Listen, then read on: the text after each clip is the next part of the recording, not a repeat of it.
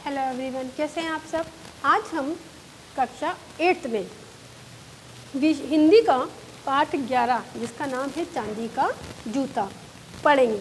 देखिए इसमें क्या बताया गया है कि चांदी का जूता एक एस्ट्रे के रूप में चांदी का जूता होता है जो कि ससुराल से बहू जो कि अपने पीहर से बहू लेकर दहेज में आती है।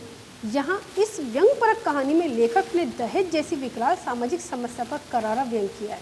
कन्या कितनी भी सुशिक्षित, सुयोग्य और सुंदर क्यों ना हो, माता पिता दहेज के बंधन से मुक्त नहीं हो पाते।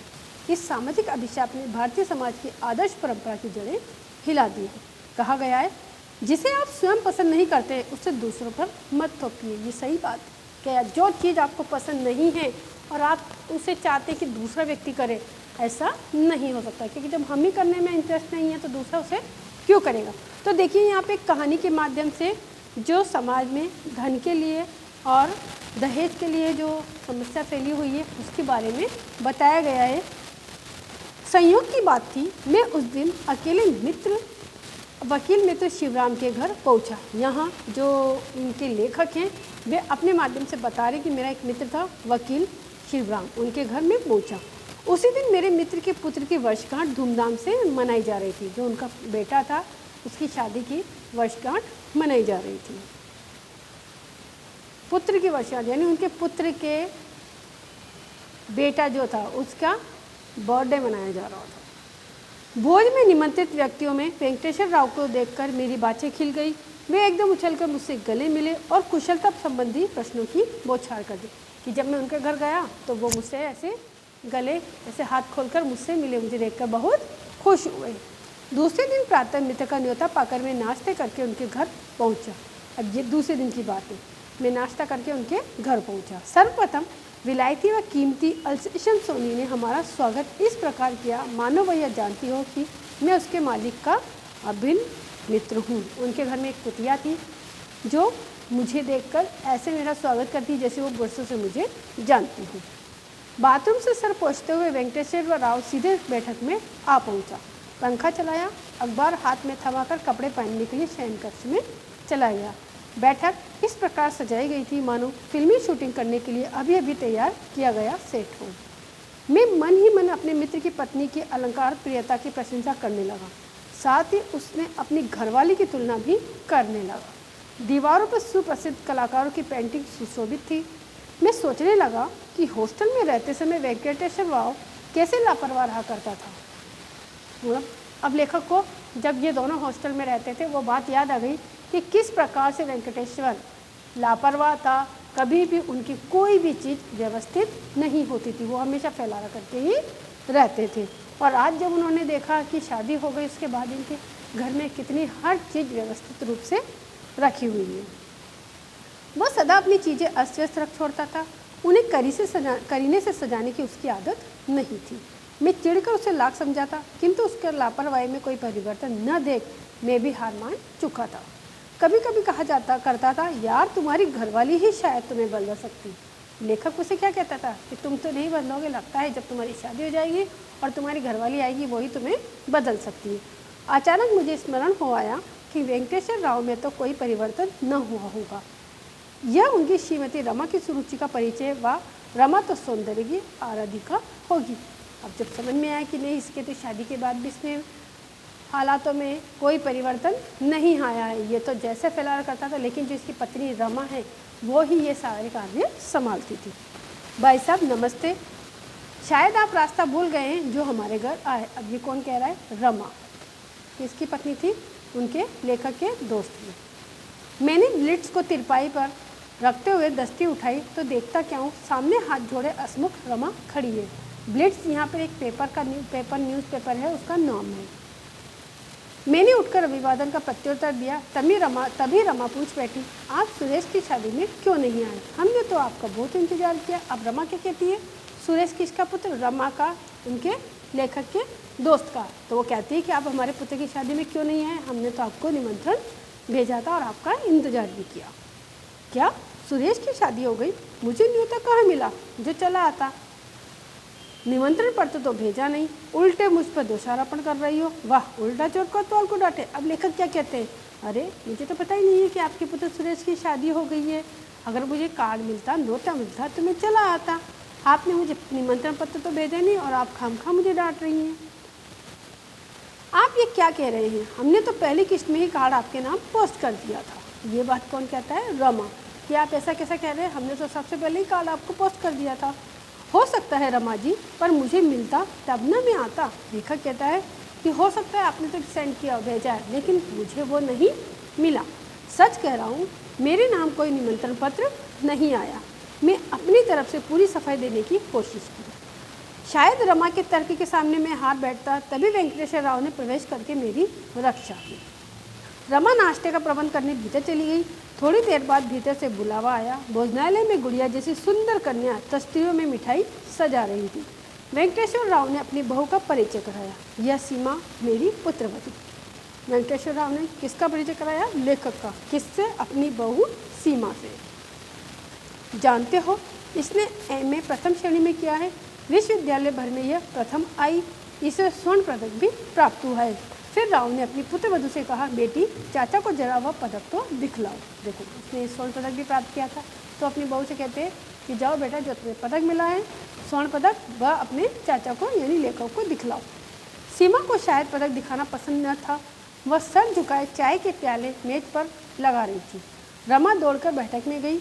अलमारी से पदक नकर उसने अपने मेरे हाथ में थमा दिया। अब सीमा तो नहीं लेके आई, यानी उनकी पुत्रवधू तो वो पदक लेकर नहीं आई, लेकिन वो पदक को कौन लेकर आया? रमा, यानी सीमा की सास। भैया, हमारी बिरादरी में आज तक किसी ने स्वर्ण पदक प्राप्त नहीं किया।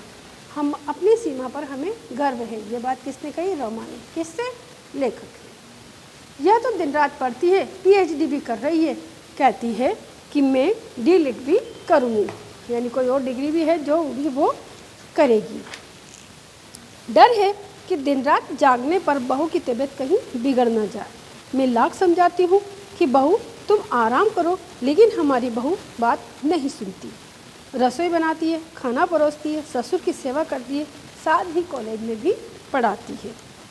भाभी, तब कोई रसोईया क्यों नहीं रख लेती? बहू कमाने वाली बहू, कम से कम काम तो ठीक नहीं है, लोग क्या कहेंगे? देखो, अब लेखक क्या कहते हैं कि आप जब इतना ही काम आपकी बहू करती है तो आप क्यों ना एक रसोईया रख लें खाना बनाने के लिए। तो वह कहती, मैं भी सोचती हूँ, लेकिन मुझे अपने हाथ का खाना ही अच्छा लगता है। काम भी क्या है, 4 जने हैं, आखिर हमारा भी समय काटना चाहिए। काम करने से तबीयत अच्छी रहती है। अब रमा कहती है कि मैं भी यही सोचती हूँ, लेकिन 4 ही व्यक्ति हैं। अब इन 4 व्यक्ति में हम क्या तो खाना बनाने वाला लगाएं, और मुझे सबसे बड़ी बात अपने हाथ का खाना बना हुआ ही अच्छा लगता है। रमा, झूठ बोलने की भी हद होती है, ये पराये थोड़ी ही हैं यार। असली बात यह है कि रमा रसोई के पीछे खर्च करना बेकार मानती है। मैंने 1-2 नौकर रखे भी, पर कोई ना कोई बहाना बनाकर उसे भगा दिया। वेंकटेश्वर राव ने कहा। किससे कहा? लेखक से। कि रमा, तुम झूठ क्यों बोलती हो? तुमने रखा भी है, लेकिन पैसे के लालच में तुम हर नौकर को यहाँ से भगा देती हो।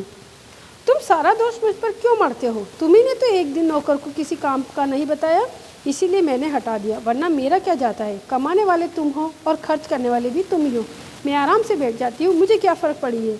हाथ जलाने की रमा खींच उठी। अब जब वेंकटेश्वर राव ने अपने लेखक से ये कहा कि तुम्ही ने तो उसे भगा दिया था, तब रमा भी बहुत झिंझा उठी और कहने लगी कि आप मुझको ही दोष करते हो, मेरा ही सारा गलतियाँ बताते हो, तो उसमें क्या है? ठीक है, कमाने वाले भी आप और खर्च करने वाले भी आप, जो चाहे वो करो। यानी उसे गुस्सा आता।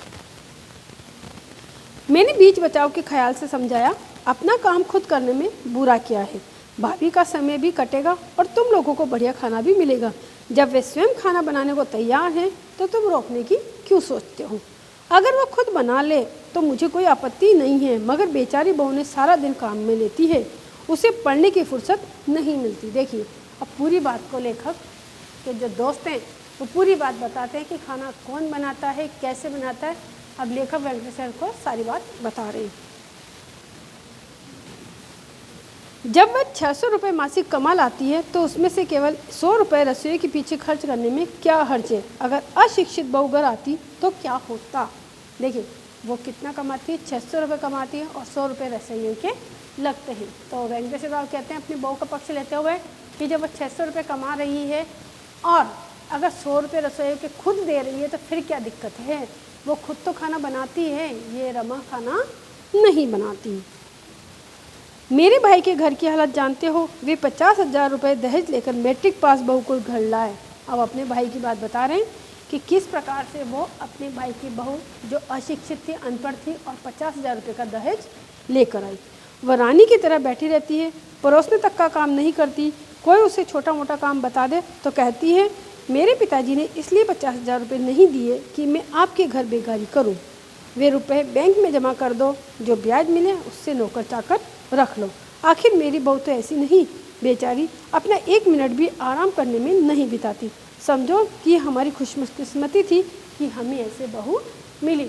अब देखिए वेंकटेश्वर राव क्या कहते हैं लेखक से कि जो मेरे भाई की एक बहू आई है वो 50,000 रुपये दहेज लेकर आई है और बिल्कुल वह काम नहीं करती है घर का। अगर उससे काम करने के लिए कह देते हैं तो वो क्या कहती है कि मेरे पिताजी ने 50,000 रुपये दहेज के जो दिए हैं तो मैं काम क्यों करूँगी, मैंने जो पैसे वो बैंक में जमा करा रखे हैं और उनका जो ब्याज आता है उससे आप नौकर लगवाइए, मैं काम नहीं करूँगी। तो वो कहते हैं कि देखो मेरी बहू तो आज मुझे अभी ऐसे जवाब नहीं देती है ना।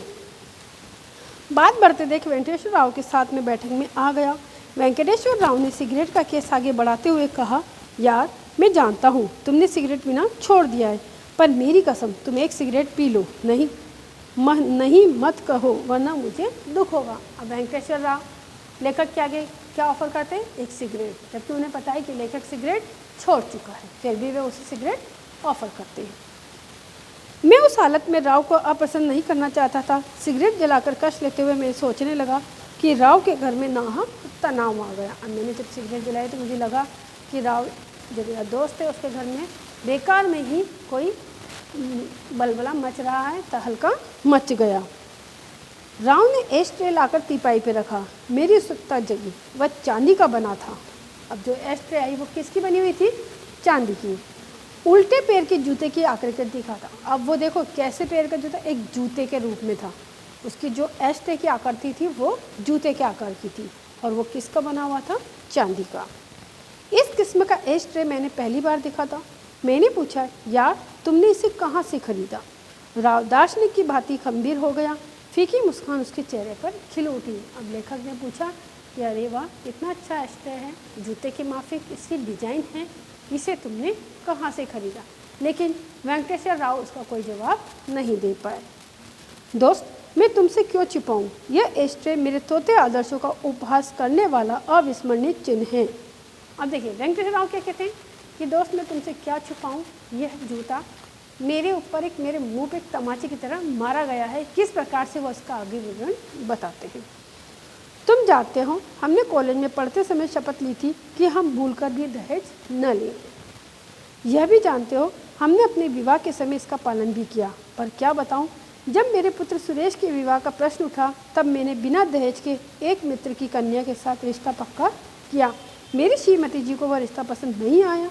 कई अच्छे परिवारों की लड़कियों के पिताओं ने मेरे घर की अनेक बार परिक्रमाएं की, किंतु देवी रमा उन भक्तों की दक्षिणा पर पसंद नहीं हुई। आखिर मैंने ये रिश्ता तय किया। रमा ने सीमा को देखा, पसंद किया, रिश्ता पक्का भी हो गया, निमंत्रण पत्र भी छप गए। देखिए जब वेंकटेश्वर राव कहते हैं कि तुम्हें पता है हमने कॉलेज में क्या प्रतिज्ञा ली थी कि ना हम दहेज हम नहीं लेंगे, और हमने हमारी शादियों में दहेज भी नहीं लिया। लेकिन जब मेरे पुत्र रमेश सुरेश का विवाह होने जा रहा था तब मेरी पत्नी को दहेज की बहुत लालच था। उन्होंने कितने ही रिश्ते आए लेकिन उन्होंने बिना दहेज के उसे नहीं स्वीकारा। जब उन्होंने एक लड़की देखी कि सीमा नाम की और उसके पिताजी अच्छा खासा दहेज देने वाले थे तो उन्होंने इसे स्वीकार कर लिया। विवाह में केवल 15 दिन रह गए थे। रमा सोच रही थी कि सीमा के पिता सिविल सप्लाई अफसर हैं। उन्होंने दोनों हाथों से खूब कमाया होगा, बिना मांगे हजारों की दक्षिणा मिल जाएगी। आखिर न मालूम कैसे उनके कानों में यह भनक पड़ी कि सीमा के पिता बड़े ही भद्र पुरुष हैं और ईमानदार।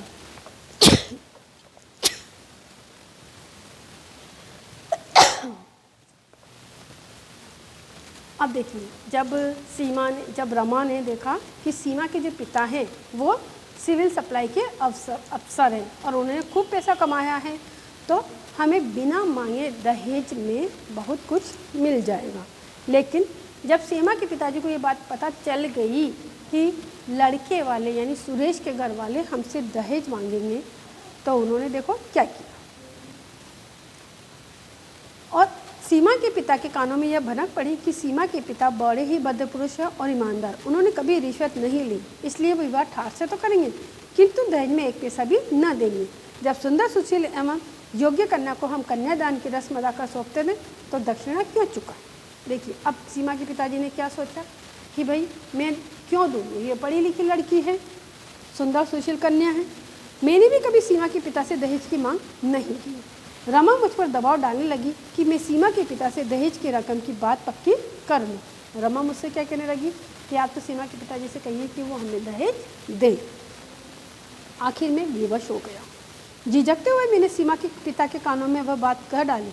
मैंने सिर्फ इतना ही कहा, भाई साहब कई लोग लाख 2 लाख रुपयों को दहेज का लोभ दिखाते हुए मेरे घर आए, लेकिन मैंने उन सभी रिश्तों को ठुकरा दिया। मैं सिर्फ लड़की को योग्य, सुशील और सुंदर देखना चाहता था, लेकिन मेरी श्रीमती कुछ और ही सोचती है।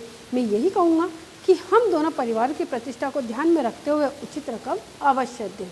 अब क्या हुआ, जो वेंकटेश्वर राय थे वो पत्नी के आगे विवश हो गए और उन्होंने सीमा के पिताजी यानी होने वाली बहू के आगे, उनके पिताजी के आगे सब कुछ बोल दिया। झूठ बोलना पड़ा उन्हें कि मुझे कई लाख रुपए देने वाले आए, लेकिन मुझे वो नहीं चाहिए था। अब मैं चाहता हूँ कि आप अपनी बेटी के अकॉर्डिंग आप खर्च अवश्य करें। ये शब्द कहकर मैं घर लौट आया। वह भले मानुस थे, मुझ पर नाराज नहीं हुए, लेकिन मैंने घर लौटकर रमा को सूचना दी कि अच्छी खासी रकम हमें दहेज में मिल जाएगी, तुम फिक्र मत करो। विवाह के दिन तक रोज़ वह मुझे तंग करती रही कि तुमने यह क्यों नहीं कहा कि 50,000 रुपये का दहेज मिलने पर ही हम अपनी कन्या को ब्याएंगे। अब रमा क्या कहती है वेंकटेश्वर राव से कि आपने ये क्यों नहीं कहा कि जब हमें 50,000 रुपये आप दोगे तभी हम आपकी कन्या को विवाह करके घर पर लाएंगे। मैंने एक सप्ताह बाद सुना कि सीमा के पिता ने राइस मिल्स एसोसिएशन के सदस्यों को अपने घर बुलाया था। राइस मिल्स एसोसिएशन ने कन्या को एक बहुत बड़ा चांदी का बर्तन भेंट किया। जो इनके सदस्य थे, एक एसोसिएशन है राइस मिल्स के नाम से, उनके सदस्यों को उन्होंने अपने घर पे बुलाया और उन सब ने मिलकर उस कन्या को एक बहुत बड़ा चांदी का बर्तन भेंट किया। वही बर्तन हमें दहेज में प्राप्त हुआ। मेरी श्रीमती जी ने विवाह संपन्न होते ही वह बर्तन अपने कमरे में सुरक्षित रख लिया। मुझे अलग से बुलाकर बर्तन का ढक्कन खोला। उसकी आंखें विस्मय से चमक उठी। नोटों के बंडलों से भरा हुआ वह बर्तन था। जो बर्तन आया था उसमें क्या थे, नोट। रमा ने सारे बंडल जमीन पर उड़ेल दिए, यानी उन्हें सारा निकाल लिया पैसा सारा उसमें से। उसमें कुल मिलाकर 60,116 रुपये थे। कितने रुपए? 60,116 रुपये थे। रमा सीमा के पिता की उदारता की प्रशंसा करती रही। वे सभी नोट एकदम नए थे। मुझे तो डर लगा कि कहीं ये नोट जाली ना हो। जब उन्होंने 60,000 रुपये की रकम देखी दहेज में तो डर लगने लगा वेंकटेश्वर राव को कि कहीं ये नोट जाली ना हो और ये मुझे पकड़वा ना दे। रमा रुपयों के बंडल को एक बक्स में सजाने लगी। मैंने बर्तन में हाथ डाला तो कोई चीज़ हाथ लगी। वह चांदी का जूता था। मेरे समधी ने वह जूता मेरे सिर पर नहीं दिल पर मारा था। अब देखिए क्या हुआ। यहाँ पर एक जो चांदी का जूता नामक जो एस्ट्रे प्राप्त हुई थी वो किसने दी थी? सीमा के पिताजी ने, यानी वेंकटेश्वर राव के बहू के पिता ने। अब जब वो उन्हें एस्ट्रे के रूप में एक जूता मिला तो वेंकटेश्वर राव समझ गए कि ये मेरे मुंह पर एक जूते का तमाचा है। दहेज तो मैंने अपनी पत्नी के कहने पर ले लिया, लेकिन उन्होंने मुझे जो दहेज दिया उसके रूप में एक मुझे तमाचा भी मारा। कहने का मतलब यही है कि यदि हम समाज में फैली बुराई दहेज जो है उसका सामना हमें करना चाहिए और दहेज न लेना न देने का हमें मन में ये ख्याल ही रखना चाहिए। देखिए दहेज के लिए न जाने कितने ही लाखों लोगों को, लड़कियों को जला दिया जाता है, मार दिया जाता है। तो ये था चांदी का जूता आपके लिए पाठ। आप इसके प्रश्न उत्तर जरूर कर लीजिए जो भी PDF के द्वारा आपको आता है। तो आप ज़रूर क्वेश्चन आंसर करिए, एग्ज़ाम आ रहे हैं, इसलिए प्लीज़ कॉपी के अंदर वर्क ज़रूर करें। धन्यवाद।